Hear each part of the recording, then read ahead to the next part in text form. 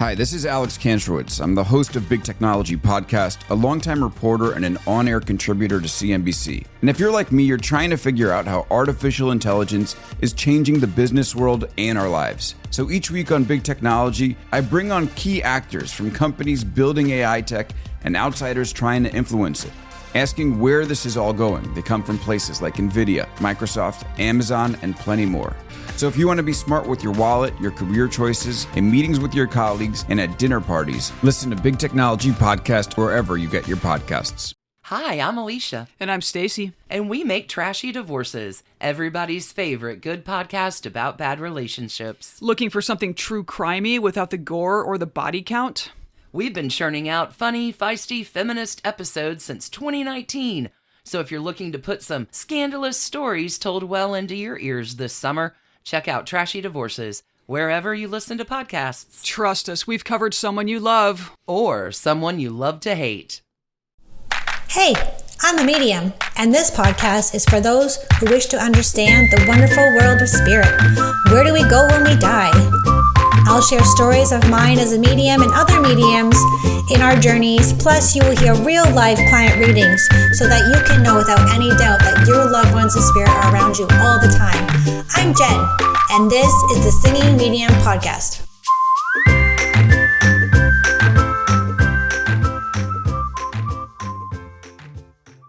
Hey, bet you didn't see this one coming. So I was driving to Tim Hortons like I do most mornings when Chad is not here to go get me my tea. And I had the idea that I really needed to speak about mindset and how important it is, and how over the past, looking back after the past 6 years of when I got this feeling or, idea to really concentrate and focus on my mind and what my mind was telling me, and taking so much control back of my thoughts and how life-changing that was. And I don't think I really talked about that so much with you guys in depth, and I really think it's going to help you right now. Now, the thing with that is I'm just going to tell the story of how I got from being very negative. So I used to be a very negative person, and I want to share the story of how I went from being super negative all the time in my mind with my thoughts and complaining to this way better feeling and sense of controlling and knowing that I have all this power that I can tell my mind what to think. So when I tell you this, you might sit down for a second. And I feel like every time I tell somebody this, either in a mentoring session or a reading, I always tell them this, and they kind of look at me like I've got 3 heads. And I tell them, and I say, you ready? You are not your mind. What? You are not your mind. And once I heard that, I don't know who told me that, but that's the best thing someone ever told me. I don't remember who told me this, but I do know it was life-changing for me. So hopefully that struck a chord within you, or triggered some remembrance within you that your mind is separate from who you are, okay? And I'm not even talking about a soul. I'm talking about you, human you, who is listening to this podcast. Whatever your name is, you are not your mind, and you get to tell your mind what to think. So once I learned that, I started working super hard. Here's what I used to do, okay? So about 5 years ago, this happened about the same time around where I left my teaching job with the school board and all that amazing stuff that happened after that.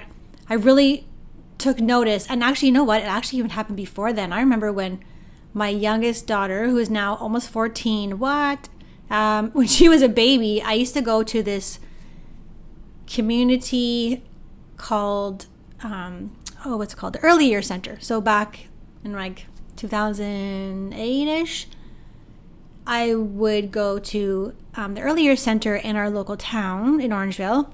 And there was this community inside this community, this group that met once a month or something, once every 2 weeks. It was called FAB. It was fab. It was so fab. It was called Feelings After Birth, because I knew that I was struggling so hard with my depression and my postpartum depression, and just being this mom and feeling like a pile of goo, and my hair's falling out, and I've got breast milk all over my shirt plus other things, and who knows, right? That was my 4th child at the time. So this community, inside a community, was life-saving to me. And I'm forever grateful for this community and me finding this community. Not even the people that I met, it was just the gateway to me changing my mindset. Because there was a counselor there, and she's like, oh boy, oh Jen, you need to go to counseling. Like, you need to talk to a professional because your mindset is awful. I'm sure she didn't say it in those words, but my mindset was terrible because everything was like I was waiting for the other shoe to drop. I was always waiting for something bad to happen. You know, my life was terrible. I thought at the time, you know, everything was dark, and that's depression. So if you have depression or postpartum depression, I'm not telling you that it's easy to get a hold of your mind, but maybe if I'm telling you that you can possibly separate yourself from your brain, see, then you might empower yourself somehow or feel like, oh, there's some hope where I can change this darkness to light a little bit. And if I can do that, like I went through this, I went from like the dark despair, and this was even before my spiritual journey. I'm not even talking about spiritual journey right now. I'm talking about having a baby. I'm talking about being like so depressed that you can't get out of bed and you can't get dressed, and you know, just oh my God, you wake up in the morning like, oh my God, another day, here we go again, kind of thing, and just eye rolling all the time and just not being able to snap out of it, which you can't snap out of it, just so you know. People think that you're depressed. Well, you can just snap out of it. You totally can't.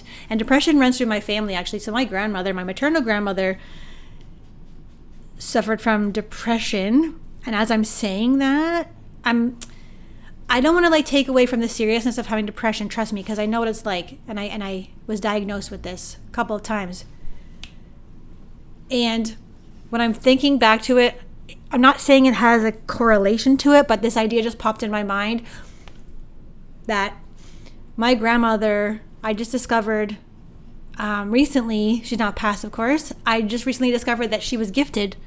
And perhaps some of us who are very gifted or very in tune to the things we cannot see, or we have gifts that we're not sure of, that could lead to some kind of depression in our systems, right? You've heard me talk about before, like many of us who are psychics and mediums sometimes get diagnosed with severe depression, which I have in the past, bipolar, ADHD, ADD, all of these terms, because it comes across that way. It comes across as, you know, being crazy, right? And sometimes when in the old days, people would say, if you're depressed, you're crazy, you know, because we say things that are like, quote unquote, out of the box that, quote unquote, normal people don't agree with, you know what I mean? So just keep that in the back of your mind. Like you could possibly have some gifts that you haven't tapped into, and maybe you're sad because you don't know how to tap into them, or you don't know how to get your thoughts across because they're all jumbled in your mind. I don't know, but just keep that little sort of on the shelf there, because I feel like it's a possibility, okay? Even people who, like my grandmother, I hope it's okay to share this story. She was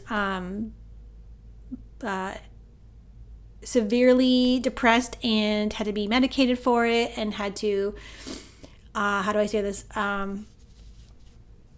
Be in a place where they believed that she was not okay in her mind, and it was very serious. And after she passed, all these things started coming to light about my grandmother, and I was like, she could have been depressed, yes, and you know, but she knew some things, and I feel like after a while she just stopped saying them, you know, or she didn't understand it. There was no one to understand her back then, you know. This was like in the 70s and 80s. Like there was no one to understand her, you know. And if you're around people who are very scientific and logical and very, you know, traditional, they're not going to go, oh yeah, you're right, maybe there is something going on in your mind, or maybe there is spirits around you who are speaking to you, you know, or, you know, maybe you're affected by energy. Like they didn't know this back then. And I'm so glad that I'm in this era where I, you know, have this support of sort of evidence, or like what's the word I'm looking for? It's more tangible or popular to speak about the things that I speak about, right? So I'm lucky that way. But anyways, it runs in the family. So yours might also, if you are feeling like this, you also might have other family members in the past in your ancestry who also suffer from depression, right? So, you know, finding this out about my grandmother was quite helpful as well too. And to know her on a soul level after she passed, it was even more helpful than knowing her. And I didn't know this about her while she was incarnate, just so you know. Okay, so when you start doing the work on yourself, as they call it, the work on yourself, you know, all that, we get tired of doing work on ourselves. Like, why can't we just be the way we are? But if you want to, no one's saying that you have to do work on yourself or you have to correct your mind. No one's saying you have to do anything. You are here just because you're here. You don't have to do any work on yourself. I feel like that can be dangerous for someone who is really depressed and they start to feel shame and guilt. Like, oh my God, I have to work on myself now. Like, give yourself permission to just be you. Just be the way you are. I mean, I'm not saying you have to be, an asshole to anyone or, you know what I mean? If you feel like you would, it's an internal thing. It's an inside feeling that you would like to change some things about yourself that perhaps are not making you feel happy. So that was where I was. That's where I found myself. I quit my job. Fast forward, I quit my job. And even before then with that fab group, she's like, you got to go to counseling. I'm like, all right, fine. And when I went to a therapist, she's like, you need to do cognitive behavioral therapy, like CBT. But there was, at the time, she didn't offer me a personal one-on-one session with somebody. It was only a group. But I was like, there's no way in hell you're getting me to go in front of a group of people in this town for CBT. Not a chance, honey. Because I remember sitting and talking to her, and I'm going back time in a time travel machine here, sitting in her office being like, oh my God, I'm so hungry, I'm going to die. She goes, are you really going to die? And I'm like, well, I guess I'm not going to die. You know what I mean? Like, just saying that little thing. That was my mindset back there, because I was pregnant, I was sick, I was miserable. I was like, oh my God, I'm just going to die. Like, that mindset that everything was, even the small things. I didn't even realize I was saying it until someone pointed it out to me, which was so helpful. So anyways, that group was a beautiful, beautiful opportunity for me to realize that, number one, I was not alone in my postpartum depression, in my depression, and number two, that I could change my mind. And that was just the beginning of me realizing that I was powerful. That was way back before my spiritual journey. Okay, it was maybe a couple years before this happened, before I came into my spiritual awakening. And so now, after quitting my job, before quitting my job, I was very depressed. The depression came back again. A year before I decided to hand in my resignation, depression came back. Okay, mindset again, terrible. I hate my job. Blah blah blah. All these horrible thoughts in your head, like I'd be better off without me. Who cares if I'm alive or not? All these things in my mind were controlling me. Right? At the time, I did not know. I did not have the awareness that these thoughts were controlling me. Okay? It wasn't until years later when someone said the thing to me. And just being very miserable. I didn't like the way it made me feel. I didn't like the way, and I didn't have postpartum depression anymore, but it was still depression, right? So it wasn't like I had just had a baby, which is quite common. And if this happened to you, please get help, please. Because I remember when I had postpartum depression, we had just moved to Orangeville. I didn't know anybody. I didn't have a car because Chad would take my Hyundai Accent to his 2 jobs. So I was by myself in the dead of winter in just completely alone. You know what I mean? So that didn't help either. And then my mom came to visit me one time, and I remember my son Keegan, who was maybe 3, must have been 3 at the time. And I just had Curtis. Curtis is my 18-year-old. I just had Curtis. And he was the worst, crying his baby, colicky baby ever, screaming from 24 hours a day, 7 days a week. So I'm like, yeah, oh my God. Up all night, you remember that? And my son had a pull-up on. I remember the pull-up was so full, and I didn't even have the wherewithal or the remembrance or the mind thought to change his pull-up. That's how bad it was. My mom's like, oh my God, you are depressed. She brought it out of me, and I'm glad she was there to help. But so many things led up to me realizing, experiencing these dark depressive thoughts and being actually diagnosed with depression to come to this. So in kind of a way, and you might not be there, depression is a gift. Depression can be a gift, right? It's like dark night of the soul. You've heard that term, where you have your spiritual awakening and then you just go into this complete darkness because you don't know how to handle being awake in this crazy world, and now you see all the truth. It's like this blinder comes off, or the curtain comes off, and now you're blinded by this. Oh my God, what? Like, it's a lot. So your system gets into this overdrive. It overrides the system, and it's just too much, and you shut down, right? Like, I had another dark night of the soul after my bad mushroom trip. You've heard that story, and there's an episode in the Singing Meaning podcast about this, so go listen to that one. Dark night of the soul happened after that. That was a darkest. So depression can come back. So let's just say you diagnosed with depression 10 years ago, and then a year you have it, and then you're feeling better because either you have medication or you, get help on your own or do it your own natural way with mindset work, this kind of thing, meditation, all this. If you can get out of it yourself, great. If not, please get help. So it can come back, right? It's like a sneaky little ghost. It just comes back, and you never know what's going to hit. But for me, looking back right now, in this now moment, I noticed it was a gift. To me, I can say, and not cry about it, is that all these things were a gift to me. And maybe it'll come back one day, Sometimes, but now it's different for me when I start to feel depressed. I'm like, oh, here comes a demon. Oh, here comes a psychic attack. Like, I can feel that. It's not usually internal for me anymore. It's outside of me. Someone's trying to send me a psychic attack. Someone's jealous. Someone's doesn't like me, whatever. I can feel that coming on, okay? So I know the difference between that now, because when you have experiences such as these, you start to put everything together and you start to see, oh, wait a minute, maybe sometimes it isn't me, after you do a lot of spiritual development. And so there's that feeling of, starting to feel more empowered in my mind. And then fast forward, after I quit my job, depression a little bit, and then I found Abraham Hicks, which I don't resonate with anymore. Let me just preface this by saying I do not resonate with Abraham Hicks anymore. So Abraham Hicks is Esther Hicks and Jerry Hicks. They were a couple from the States, and they claim that the entity or the energy of Abraham channels through them and teaches them about law of attraction. Okay, so back 5 years ago, I'm like, yeah, Esther Hicks, woo, that was the thing at the time that really, really helped me understand law of attraction and how powerful your mind is. And while I wasn't able to embrace that and embody it and get it fully and live my life that way, it took 5 years of watching those videos to finally get it. Plus then doing a lot of research, getting a lot of books. I have tons of books. My bookshelf is full to the brim of these kind of self-development books. I don't read them anymore because at the time I needed them, and now I don't need them anymore. So they just sit there looking really pretty color-coded on my IKEA shelf in my office. And so that was the thing that really, really got me into this mindset shift in the beginning of my journey. And then now it's all me, right? So it's not to say that I don't have negative thoughts. I totally do. But I catch myself.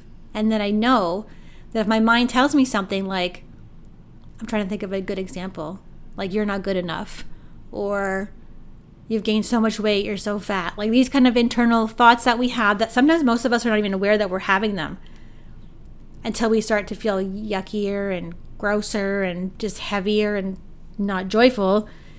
It's like you got to take that power, you got to flip the switch. You got to choose to flip the switch and say, you know what? Okay, what if I said this instead of this? What if instead I said, oh my God, you look so gross, your eyebrows are super hairy, which by the way they are. Instead of berating yourself and just catching yourself first of that thought, you have to notice the thought first, and then you can practice switching it. So it takes years to reboot your mindset. Although I will say, another factor that helped me with my mindset was literally my very first. Hey guys, me again.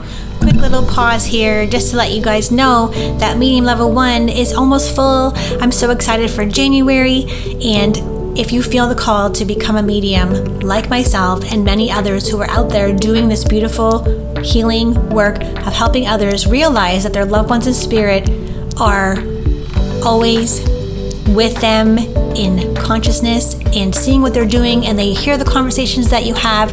Maybe you want to learn how to help others. Maybe you want to learn how to communicate with your own loved ones in spirit. Whatever your reason, if you're feeling the pull right now, because this is a feeling, okay? It's a feeling to make this kind of decision, not a thinking one. I want you to know the difference. I want you to reach out to me, and I want you to go to elevate.hersoul on Instagram, and I want you to go to the bio, and I want you to click on medium level 1, winter, okay? Starts January, second week of January. It's Tuesday evenings from 6 to 8 Eastern Standard Time, PM. We have so much fun in our classes. You might be wondering, how do you have fun in a mediumship class? Well, all of my classes are very fun. We laugh the whole time, and I can't wait for you to be in this class. It's going to be one of the best things that you ever did. So I'm not going to talk about ayahuasca, but it did rewire my brain. My whole brain got rewired. I don't know how it happened. So there are obviously not as extreme ways to reclaim your mind and get into a more positive mindset. That being said, I just want to make sure you guys understand, I don't mean it to be positive all the time. We don't want that toxic positivity where in the beginning of the spiritual community where it started to get popular and build up and grow and grow and grow. It was like love and light, love and light. I definitely 100% don't I don't prescribe to that at all or subscribe to that. I feel like we just need to be human. We just need to feel it all. Like, what a gift to be human. What a gift to like be sad, right? But your mind's like, why would I want to be sad, Jen? That's the mind. That's your mind telling you that it's bad to be sad, right? Where did that come in? Who taught us that? It was maybe our parents taught us that. Maybe, I don't know, maybe our teacher said you can't be sad. Big girls don't cry. Whatever you were told, this is the point. We need to unbecome who we were told we are. Okay, let that set. We're not becoming someone better. That's what I feel like I've also realized and remembered. When we say we're doing the work, I don't feel like we're actually trying to become someone better or a better version of ourselves. I don't 100% agree with that. Sitting here in my office, just having these thoughts come in my brain. I don't think that's, I think we need to become like nobody. I feel like that's the goal, is to, be more present. That's kind of sort of what I feel very strongly about this, is that the mind isn't the only thing. There's way more to the mind. Like, there's the mind, the body, and the soul. And people who are very in their mind and overthink would be prone to more depressive thoughts, I believe, right? And if you're more in your soul or in your body, right? Think about what you're doing right now. You're doing 100 different things right now. You're not really listening to my podcast. You're probably driving and you're listening at the same time.